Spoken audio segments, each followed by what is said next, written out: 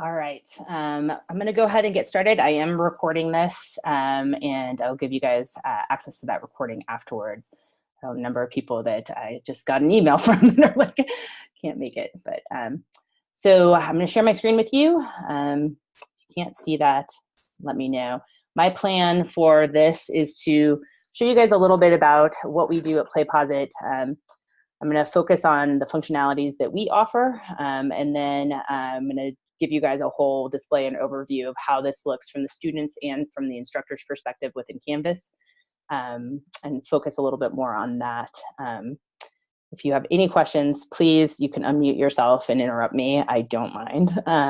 And I can't see you if you raise your hand or anything like that, though, unfortunately, when I'm doing full screen with the presentation. All right, we'll get started. All right, so I am one of the co-founders of the company. I would never deem myself a co-creator. I am definitely the Luddite when it comes to technology, especially as compared to my co-founder. Both he and I were instructors, and we created this in our classroom so that we could not only teach content in a better way to our students, but teach it in such a way that it would inspire an appetite for learning from them. It would help them to kind of build their own confidence in themselves so that they could understand how they learn better and then go out and seek more opportunities to do that. We did start in K-12. We have equal footing in higher ed as K-12. We even have some companies that work with us too to better engage their employees. We're also a different type of company than probably a lot of other vendors out there. I haven't canvassed all of them, but in that we are privately held by us still. What that means and the significance for you of that is that we are dedicated to our mission, which is to provide better learning opportunities for learners of all ages, shapes, forms, sizes, and backgrounds. If you guys decide to work with us in any institutional capacity, you would actually become our our investors. So what that means is that if you do an institutional partnership with us, you not only will get access to our instructional design team, which is phenomenal, and support around how to leverage this more effectively in your classrooms or outside of your classrooms or asynchronously or synchronously or however you're using this, but you'll also have a bridge to our development team. Every iteration of our platform, every new functionality that we roll out is dictated by our partners, K-12, higher ed, everyone. So. In fact, I will show you some of the new things that actually we rolled out in the last month because of our partners. At the institutional level too, that's where our integration with Canvas goes. We are a partner of theirs, and I love our integration with them. It's a special type of LTI integration. Again, I'm going to be showing you some of that, how that works. We also do content host integrations with private video servers like Kaltura, WarpWire, Wistia Ensemble. I'll go through the whole list of those later. We do professional learning too. A lot of our K-12 school districts use interactive and self-reflective video to better instruct their teachers. And now a lot of our higher ed clients also see the value in that. And then we also do white label players and a bunch of other things too. So, all right, so the first thing that I'm going to show you is our asynchronous delivery from the student's perspective. And then I will show this to you as it looks within Canvas, but I find that trying to do like 4 different things at the same time, it kind of dilutes what I'm talking about. So I'm just going to focus on the student's experience, and then I'll show you that soon. Before I even get started, speaking of a new functionality we rolled out at the request of one of our partners, we do have a Chrome extension that is a screencast recorder. You'll notice that everything on our platform has to do with dogs. It's a really long story. It's my co-founder's dog.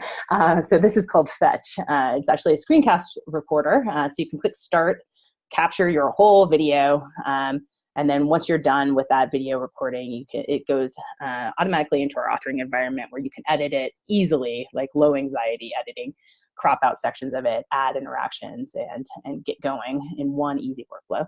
It also functions as a grabber. So we have open integrations with video hosts like YouTube, Vimeo, for K-12 and for schools of ed, TeacherTube, SchoolTube, ShowMe, Shmoo, Paloom, Zoom, I don't know, there's a lot of them. So you start seeing these lovely little dachshunds everywhere you go. It just means that you can actually stream that video by clicking this button into our authoring environment. We understand, having been teachers in the classroom, that the number of clicks that it takes for a faculty member to use something is inversely related to the likelihood they'll actually do it. So we wanted to minimize those clicks. All right, so you're going to make an assignment within Canvas. And again, I will show you that in a second. And we're going to just focus on the student's experience. The student's going to log into Canvas and click play and get started.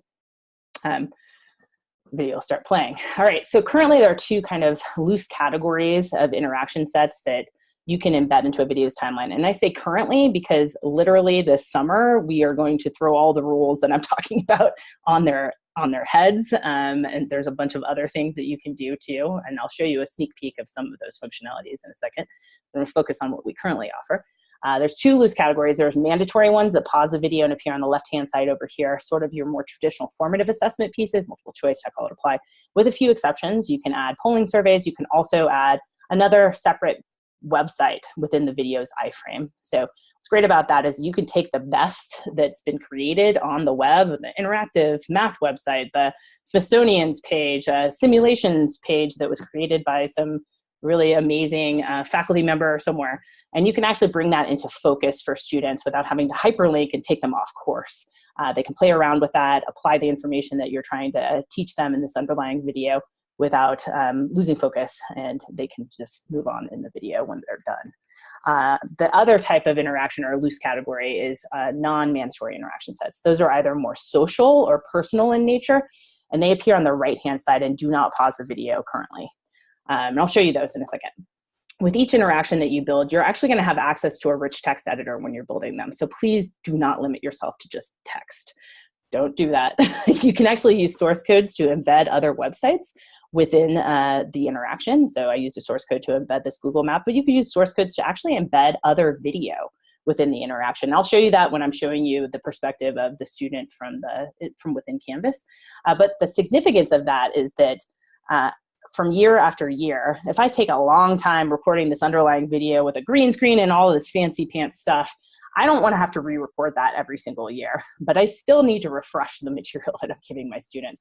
I literally take a minute, record myself, and embed that video recording within this interaction to introduce this to the class of 2020, personalize it for them, make them feel special, like this is one-on-one time with you as a faculty member, even if they never get to see you. And then also make them feel like this is actually fresh and created just for them. So it enhances the engagement levels substantially, and it's really easy to do that. If you're like me and you don't like video of yourself, and I realize that's super ironic because I am a co-founder for a video-based platform, you can at least use the rich text editor to record audio files. And again, I will show you this in this other video that I will show you in a second. But if I took some time and I recorded myself reading this question out loud, in that case, there would be a play button right here. Students would be able to press play and hear my voice reading this out loud. We are completely accessible, screen reader compatible, everything. Like we've been put through, all of our partners are very hypersensitive to that. And so believe me, we are. But if you want to go above and beyond mere accessibility and support maybe ELL students or maybe students that, you know, English isn't their first language, you can actually just do that recording.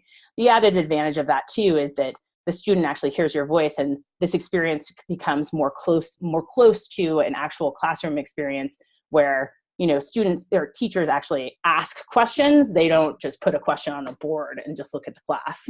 So you can use the rich text editor to do other things too. I mean, you can upload images, you can hyperlink to things, you can create tables.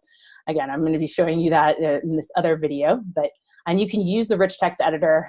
You'll also have access to LaTeX, which is a great equations editor. I love it.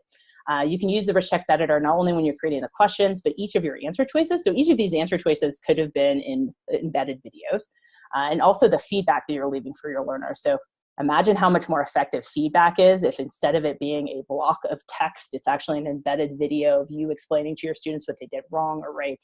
A lot of people just ignore text. I know I do. Maybe skim it, don't get very much out of it, but there's a true compulsion for people to press play on videos. And I know that for a fact because I wasted probably an hour of my life on Facebook the other night, just playing little video vignettes of like donkeys and cats getting along. I'm like, what? Might as well capitalize on that for the greater good by embedding videos that are actually pedagogically rooted. This is our free response. Free response is also a really fantastic way to engage asynchronous learners because it gives them access to that same rich text editor you had access to in creating the question when they're responding to the question prompt. So that means they can respond with an uploaded image or an embedded video even. In fact, it was my students who showed me how to use embedded videos in one of their responses. I was like, great, super tech savvy. You can actually, and I should have mentioned this before, all of these interactions you can make worth 0 points. And in fact, I would make probably 99% of the questions that I ask my students during this direct instruction kind of part of the lesson worth 0 points, so that and then I'd stack a series of questions at the very end that would actually work as a quiz. I would never want my students to feel like this experience is actually testing them, because a lot of the time it's new instruction. And again, it more closely will mirror an actual classroom environment, where I have never been to a class where you raise your hand to answer a question and the teacher turns around and says, that's wrong, -5 points. It's like, you're never going to get people to answer questions that way. So you can use this more formatively. So in this example, the student, uploads an image and responds to the question prompt in that way. And like, what's great about that too is that from the student's perspective, every single student gets to answer the question, not just the ones that you called on, if this was like a real-time kind of classroom experience. And then also the instructor can manage those responses really easily. And I'll get to the instructor's perspective soon and show you how that's done. All right, so this is a non-mandatory interaction set. Did not pause the video, I just paused it so we could talk about it. It's our discussion forum. We actually built this with one of our key partners that's their sole mission is to teach adult learners. And according to them, the best way to do that is to allow those people to feel like they're a part of a class, learn from each other, and also post feedback to you, their instructor. So we did that. So discussion forums can appear whenever you want them to appear. They can be on whatever topic you want them to be on, and they can disappear whenever you want them to disappear. It's up to you how you want to have that function. You can have several different discussion forums that are tied to different moments in time in the video on different topics. You could have a single discussion forum that is, available throughout the duration of the video. Again, it's up to you how you want to do it. Once your students decide to comment on it, they actually can use the rich text editor when they're commenting. They're not limited to just plain text, so that they can bring pictures, or they can embed video even within their comments. And once they do add a comment, it gets tagged to the moment in time in the video where they commented. And this is actually a navigatable tag. So you can click on minute 1, second 42 and be taken to that section of the video where Rob had posted his comment prior to replying.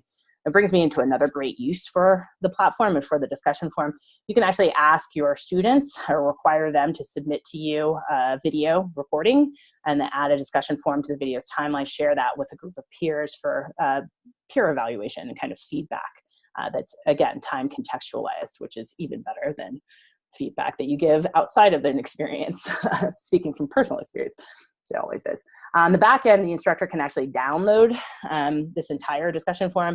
And what I've seen is that they'll make a post to the class in Canvas saying, hey, here are some of the key topics that you guys were talking about during that lesson yesterday. And here's some additional resources for you to support you in whatever that was. What's awesome about that is that you're validating your students' voices. And when you do that, the likelihood that they'll turn around and validate yours increases substantially. Again, there's a lot of psychology that goes into our platform. All right, these are other individual learner options. For our instructors that did not want to use discussion forums but still wanted to give feedback to their students and maybe do it in a live way, we actually built a live chat functionality for them. And I'll show you that in a second, but before I do, we host and read closed captions in 2 different ways. Again, we take accessibility really seriously, as do all of you guys, I'm sure. Across the bottom of the screen and as a navigatable transcript on the right-hand side. That transcript will actually be searchable in the summer. It's a new functionality we're rolling out, which is awesome. And again, it's a VTT or SRT file. If there's other types of files, just ask me and we could probably add support for them. And we will automatically read them from like YouTube or Vimeo, but you can always override automatic captioning by uploading your own VTT or SRT file. We also read them from all of our private content hosts like Panopto or Kaltura or WarpWire media site that we also integrate with. So just keep that in mind. All right, so the live chat functionality works as a 2-way street between instructor and student, student and instructor, but not between students. They can't chat each other up. Sometimes if you guys didn't want to use this though, and you prefer that you use like the Canvas chat, you can disable that. But the reason that we created it was that we found that in this day and age, and I'm using air quotes that you can't see, in this day and age, people are more inclined to text you to get help than they are to even send you an email. So we wanted to support all of those learners. All right, we also have branching logic, or the ability to jump your students around depending on how they answer questions or polling surveys. So you can actually jump them forwards in a video, maybe bypass material they just demonstrated mastery of so that everyone else gets to trudge through it, but they get to zip past. You could also forcibly rewind them. Maybe they just demonstrated they weren't paying attention in the last couple of minutes of the video, which is what happens in this example. Student gets a question wrong, gets the hardwired feedback that's like, were you sleeping? Once they click continue, they get taken back to that moment in time in the video. But you can also jump them to a separate video clip entirely. You can jump them back into this original video, but at that moment in time, they'd actually be equipped with the piece of information they demonstrated they lacked in order to get more out of your original video. So it's true branching of logic and adaptive learning. All right, so the students can always access the questions that they got wrong and review them. They cannot change their original response. And the reason that they can't change it is that when we developed the platform, I wasn't interested in my students showcasing to me their amazing ability to use process of elimination to choose among 3 possible answer choices instead of 4. I was like, that's not my focus. I really wanted them to take responsibility for their learning. So we built student explanations into the platform to achieve that goal. I would require my students to A, admit what their mistake was or identify it, and then also B, tell me why the correct answer is correct. That info is fed back to the instructor in real time. It's really easy for you to adjust their scores and then override any automatic gradebook syncing that's going on between us and Canvas. And I can, again, show you that in a couple minutes. It's a really, really great way to force metacognition into your students. This is our auto-graded fill in blanks. It's actually my favorite question type because it's higher order blooms. It's on par with free response as far as rigor goes, and there's a ton of different ways you can use this. There's actually no limit to the number of auto-graded fill in the blanks you have in a single interaction. So we have a statistician at one of our university partners that uses our table functionality and will populate the table with inputs and outputs that are all auto-graded fill in the blanks. Students have to fill in everything before clicking submit and figuring out what they got wrong right then and there, correcting themselves. But you can also use it to reorder things or to do timelines and simulations and stuff like that, where students have to fill in different aspects of the periodic chart. I don't know. There's so many different ways you can use it. And it forces the students to actually produce responses rather than just merely consume information. All right, so this is one of 2 data pages. And again, I'm going to show you even more of this and how it looks within Canvas. But once you make an assignment, you just click a button to monitor it and it'll take you to this page. Top of the page is aggregate data from your class. It's really cool because this is all real time. And if you're as big of a data geek as me, you'll live on this page. As your students are responding, this histogram scale will shift. And as the responses come in, and this will look like a roller coaster, you can click into any of these cells and you'll get a little bit more nuanced insight into the subtopics that your students are struggling with. This was very useful for me because I taught essentially the equivalent of 5 sections of the same course. And rather than treating all of my sections the same, I could actually look at that section and be like, wow, you guys were struggling with these 2 subtopics. So when I actually talk to you, or if I did this asynchronously, within Canvas, I could say, hey, you guys were struggling with this. Here's some extra resources for you to help yourselves. And you could treat them like they're individuals rather than they're just a giant herd. It also shows you really quickly where your lesson is ineffective too. So the dual sides of data. Down here is even more granular data. It's broken down student by student and question by question. And as the students move through the lesson, this little triangle moves over to the right to indicate their current position. Also very cool to watch. And a little creepy, but that's okay. If you click into any of these cells, and I'll show you again what this looks like. I'm just going to describe it right now. If you click into any of these cells, you're going to get more behavior-based data. So you'll see how much time your students spent answering a question, timestamp for when they submitted their response. And all of this data is actually downloadable to a separate CSV file that you can manipulate outside of PlayPosit and even Canvas if you want. What's awesome about that is that when you go to remediate with students, if a student actually comes to an office hour or something like that, you can pull from so many different data points to help them, rather than just being like, wow, you did fail that test. So you can be like, wow, you're completing your assignments at 3 in the morning. Is something else going on? Because, you know, maybe it's a more of a time management kind of issue. A lot of our higher ed partners really love all of the data that they can pull from our platform too, because it helps them to identify at-risk students and intervene more readily. This is another great data point. Students have to leave you feedback in order to get a score. And the reason that we do that is that qualitative data is just as important as quantitative data when you're talking about lesson evaluation or lesson effectiveness. I can't count on both hands how many times I had a student who got like 100% on something, but was still confused about something, and I would have never known had I not asked that person. The other thing is that we want to give as many opportunities as possible to our students to self-reflect, and this is another one of those. I think there was a question. Hold on. A question about the dashboard data. Hello. All right, awesome. Did you want to wait until I'm going to show you, Angela? I'm going to show you guys how that data looks within Canvas. Okay, all right, awesome. I will show you that. Okay, all right. So the other thing over here is that if you click the triple dots next to any of your learner names, you'll get this little menu of magic. It's awesome. This is where you'd live chat students if you wanted to while they're going through this. And you actually have the timestamps too to help coordinate that. You can also export individual certificates of completion for your students. So it's going to incorporate anything that they submitted as far as free response submissions, student explanations, overarching score, separate document. You can print this out and give it to them in person. Or you can make it available to them in Canvas, you know, send it via email or something like that to them. But the whole point of this is without having to put pen to paper, you can give feedback to your students. All right, so that was a lot of information. That's a little bit of an overview of our asynchronous delivery, some of our functionalities. There's a ton more in the works too. So, but I wanted to give you guys a peek at what that whole experience looks like when it's within Canvas and not do the two things at the same time so that you can focus more on the Canvas experience. So you'll make an assignment to your students and your students will, this is gonna be the student's view first, and then I'll show you the instructor's perspective as well.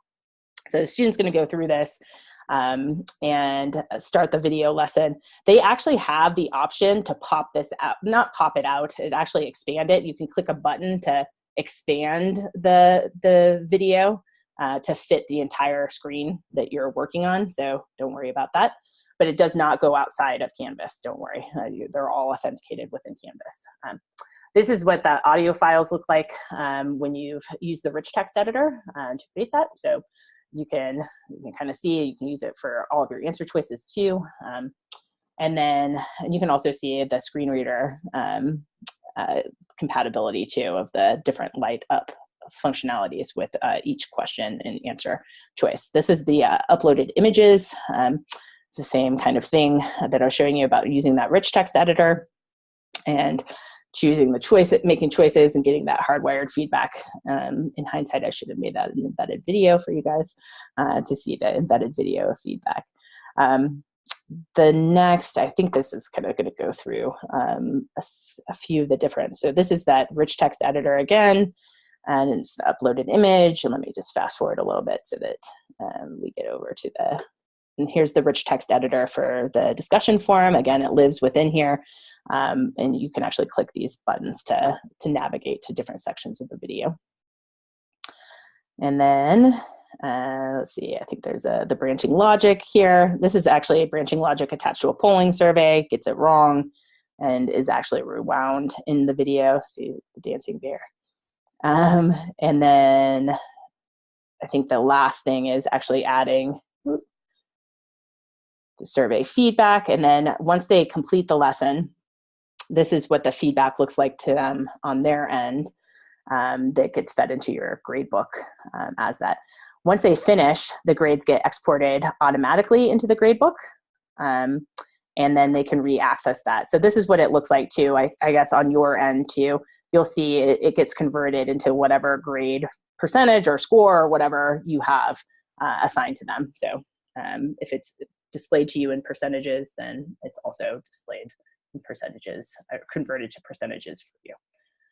Or if it's displayed in point values, and then it will be displayed that way. All right, so now we're in the instructor's perspective. So you'll make that assignment, then you'll click on the assignment, click monitor, and takes you to one of two data pages. So this is our first data page. It's kind of a bird's eye view data page.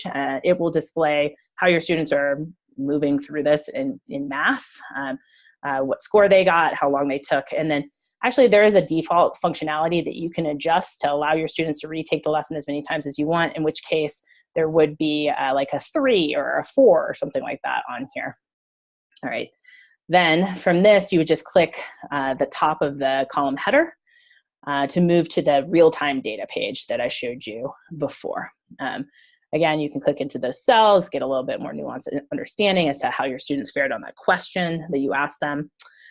Down here is the granular data.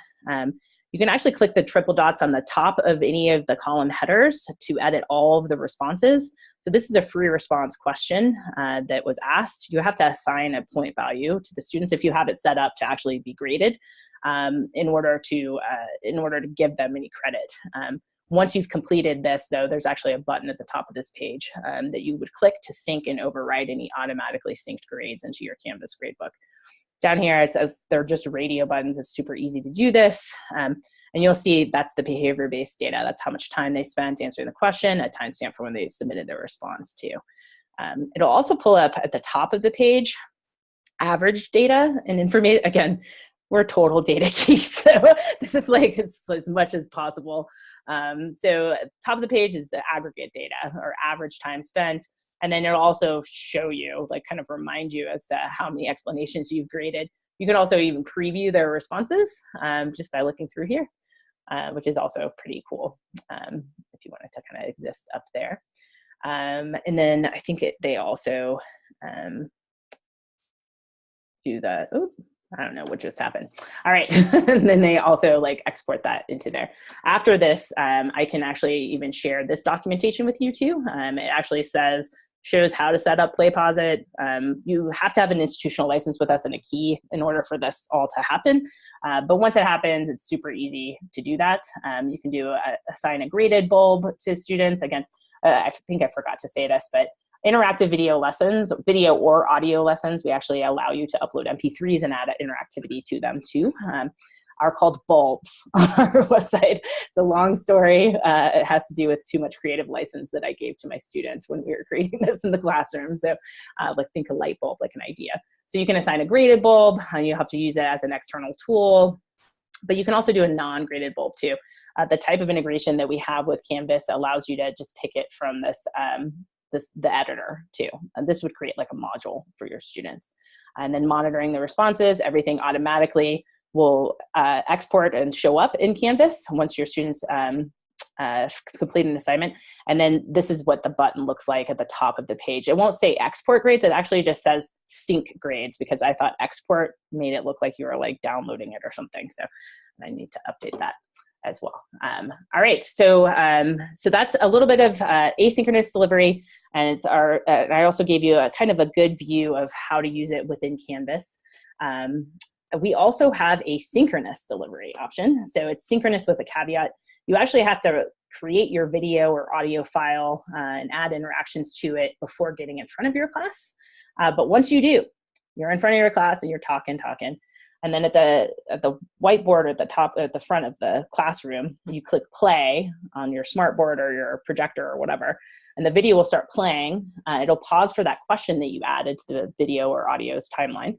And then that question will actually get pushed to all your students' devices. We don't care what device they have. As long as it's web enabled, it's good to go. It can be a phone, it can be a tablet, it can be a laptop, whatever.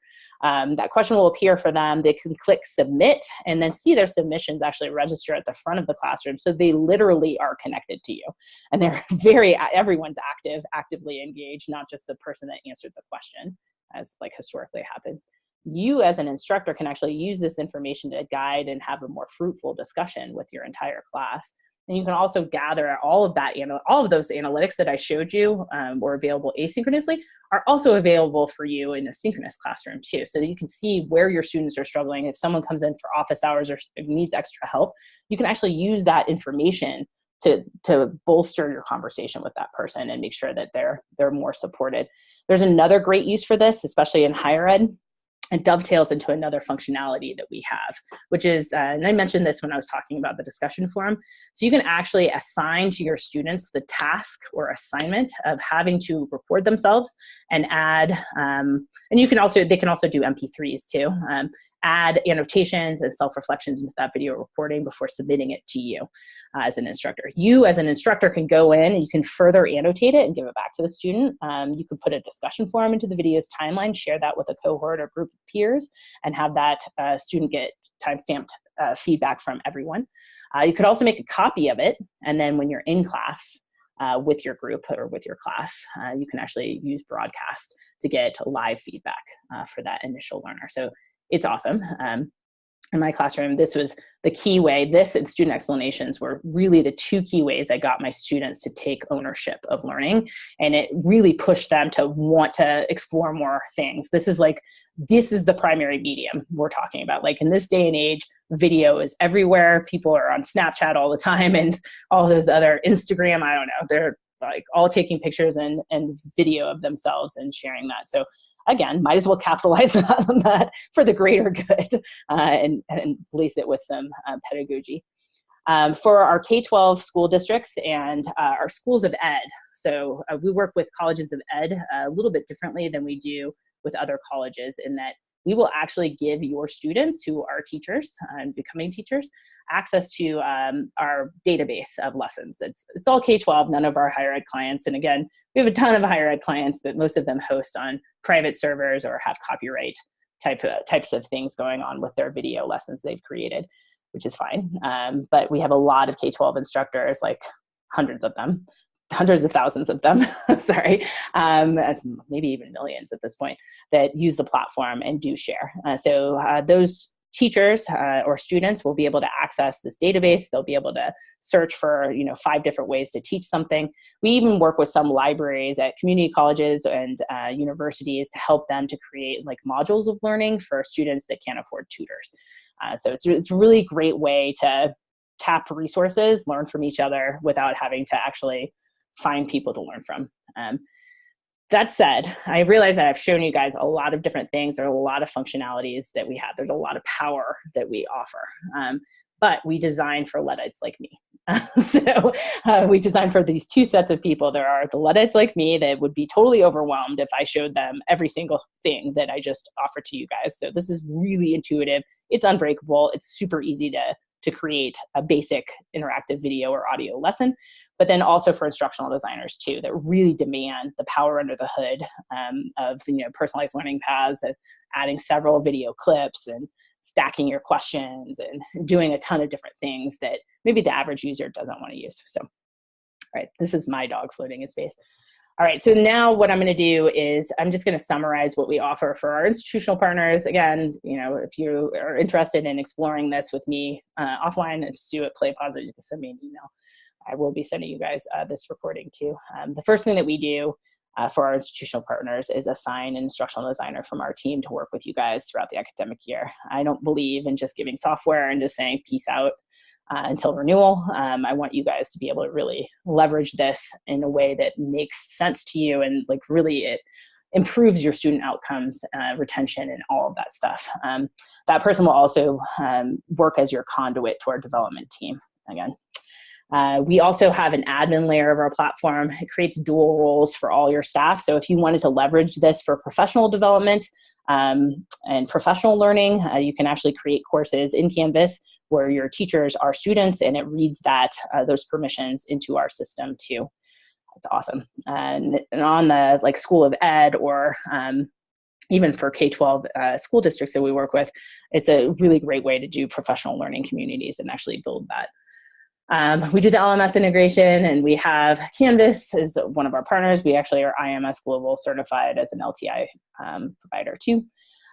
We do a lot of video host integrations, and we're always adding to this too. The other thing about our thing is that we are video host agnostic. We don't really care where the video comes from. We just want you to be able to make it interactive. So we actually will manage transfers between video hosts. So some of our partners will spend a lot of time, instructional design time, creating all these really high quality interactions with our platform. And maybe they're using Kaltura, for example, and then they switch to something else and they're like, oh, Sue, they reached out. They're like, oh, do we have to redo this? Because we're like, no, we're just a layer on it. So we just swap out the video source and we link up like a big hug around your new video host. We're like, we don't care who you are. We love you.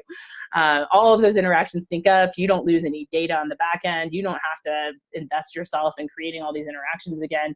And the world is a really great place. We do have open video host integration. So here's a ton of them. We will allow you to upload MP4s. There are limits on size, and I have no plan on us ever becoming a video host. I'm more interested in the pedagogical elements of this. You can tell, I'm sure. We recently added the capability of uploading MP3s and adding interactivity to that. We just had a strong partner that wanted to be able to do that for their music courses. So we also will do a white label player. It'll be your branding and logo and color scheme around the wrapper and not ours, of the video lessons that you guys have created, the bulbs that you guys have created. And the reason that we do that is that we've seen that engagement levels go up if they're actually, paying for a course with, ASU Online or something, and they see the branding, color scheme, and wrapper around that video lesson that they paid for. There's something psychological that goes on where they're like, oh, okay, now I need to take this more seriously. All right, so that is a pretty decent overview. Are there other questions that I can answer before I give you a little sneak peek of some of the new functionalities that we're rolling out in the summer? No questions? See anyone questioning? Nope. All right. So we are doing a facelift on our platform in the summer, and we're adding a super slew of new functionalities. So some of them are the ability to add hotspots to the video's timeline, like both of these, the Grand Canyon, Arizona, and Yosemite Valley, California. Those are both hotspots. Added multiple questions can be added to the same moments in time in the video. And I say moments in time in the video because these are not static questions. I'm not pausing the video, they're actually durational. Again, I probably wouldn't show this to the Luddites like me because it would be a little overwhelming, but instructional designers really eat this up. So you can also tie these questions, embeds to the jumping functionality. So let's say I want to go to the Grand Canyon. I'm going to click on the Grand Canyon. I'm going to the Grand Canyon. Here we go. Now this is a separate video clip. It's tied to the same scrub bar. So it's pretty fantastic and seamless as an experience. And here's that website embed that I mentioned before. It's a website embed of the Google map, but you can use a website embed for just about any website, which is great, like worksheet or slides or something like that. This again is a durational question rather than a mandatory one, and it's available to the students while they're in the Grand Canyon. You can also pop this out, and you can actually have this as a full screen video. Awesome. The questions themselves will be radio buttons. We've just really streamlined and enhanced the experience from the student's perspective, and that's really our focus. If you guys are interested in learning more about that, let me know. One other thing, a new functionality that I think is really a game changer is that students will be able to take timestamp notes into any video timeline. I'm not sure what just happened with these things. So it's that's my Vimeo thing. Okay, well, I'll just use this down here. So the student notes, they'll actually have access to the rich text editor when they're taking notes. So they can take notes and leave audio files or images or something like that. Once they post the notes, it'll get timestamped to that moment in time in the video where they're taking the note. And this is actually navigable, similar to the discussion forum. They can click on the timestamp to be taken to that section of the video to review it. You can also search these, which is so awesome. So imagine if you have a lecturer that recorded a 90-minute video. You don't want to have to rewatch that in order to review and prep for an exam, right?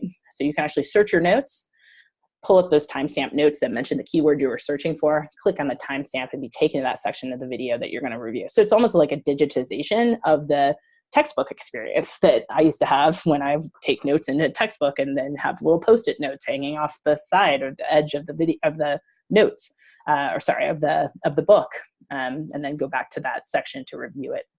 instructors will be able to access these note files too.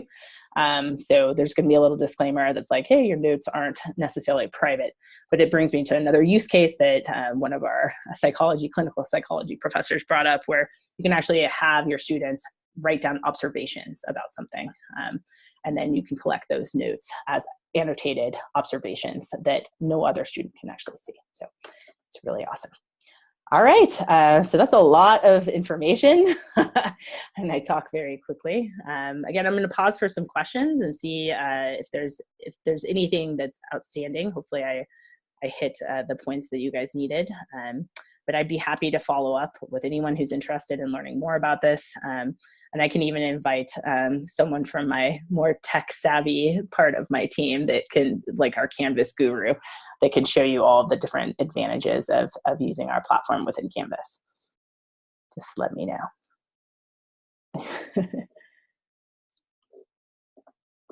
Oh, question. Can you please how the dashboard data integrates into Canvas, please? So the grade, once the student completes the assignment, the grade goes directly into Canvas and is just displayed there. You can access all of that other data, but none of the other little micro data pieces actually integrate into Canvas, if that makes sense. Okay, yes. All right, awesome. Any other questions too?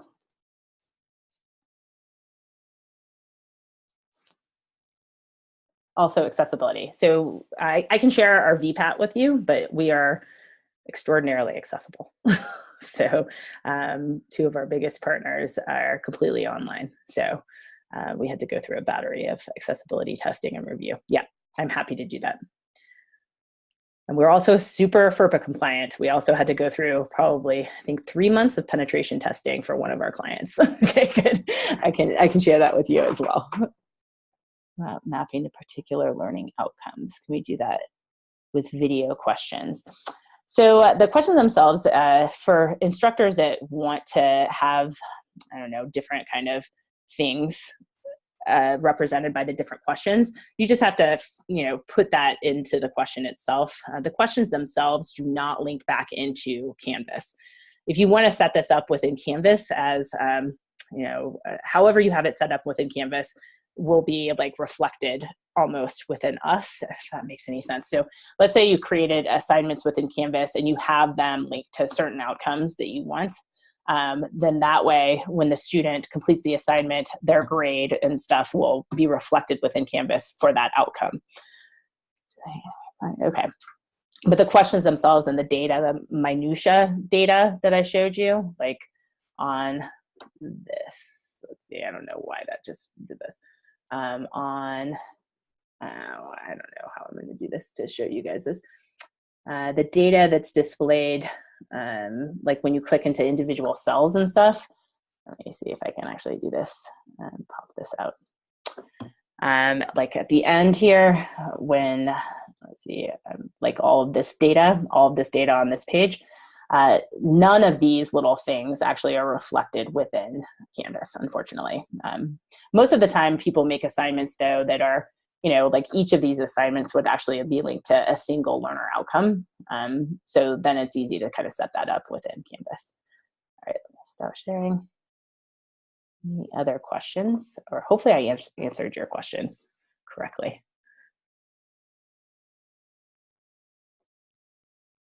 Okay. All right. Awesome. All right, great. So again, I'm Sue at playposit.com or .org. Very simple. So if you want to reach out to me directly, that's totally awesome. I will be sending anyone who RSVP'd to the Instructure lecture a copy of the recording. And if you want other information